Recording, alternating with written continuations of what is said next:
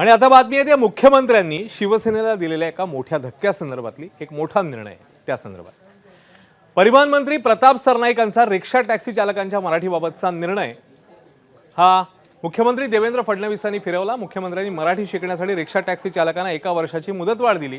Rickshaw taxi चालकांच्या शिष्टमंडळाने आज मुख्यमंत्र्यांची भेट घेतली। मराठी शिकण्यासाठी प्रयत्न करतोय पण त्यासाठी वेळ मिळावा अशी मागणी त्यांनी केली। ती मागणी मान्य करून मुख्यमंत्र्यांनी 1 वर्षाची मुदतवाढ दिली। तोवर त्यांच्यावर कोणतीही कारवाई होणार नाही असं त्यांनी स्पष्ट केलं। 15 ऑगस्ट नंतर परिवहन मंत्र्यांनी मराठी शिकण्यासाठी 1 महिन्याची मुदतवाढ दिली होती, मात्र मुख्यमंत्र्यांनी 1 वर्षाची मुदतवाढ दिलेली आहे। तर या निर्णयाला उत्तर प्रदेशमधल्या आगामी निवडणुकांची किनार आहे का असा सवाल या निमित्ताने उपस्थित होतो।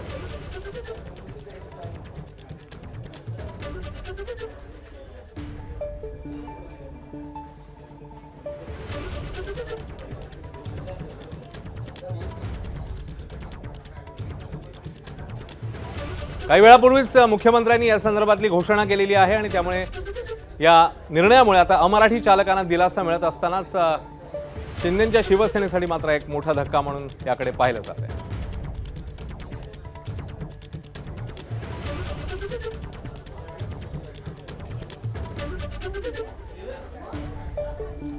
तर मुख्यमंत्र्यांनी नेमकी काय घोषणा केली या संदर्भात जाणून घेऊया।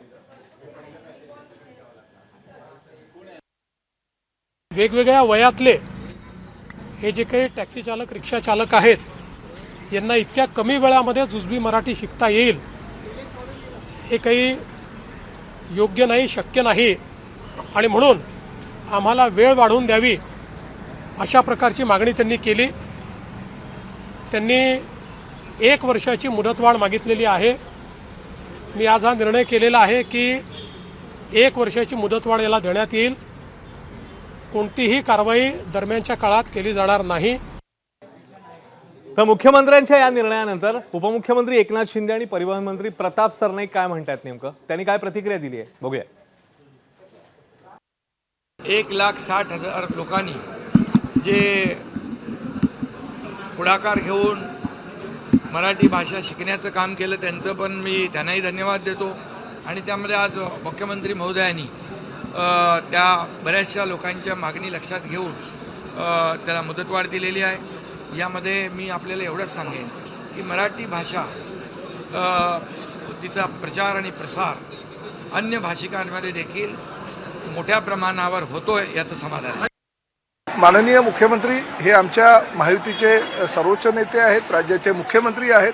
त्यांनी जो निर्णय घेतला तो निर्णय आम्हाला सगळ्यांना बंधनकारक असतो आणि त्यामुळे त्यानुसार ही कारवाई होईल। परंतु हा झाला मराठीचा मुद्दा।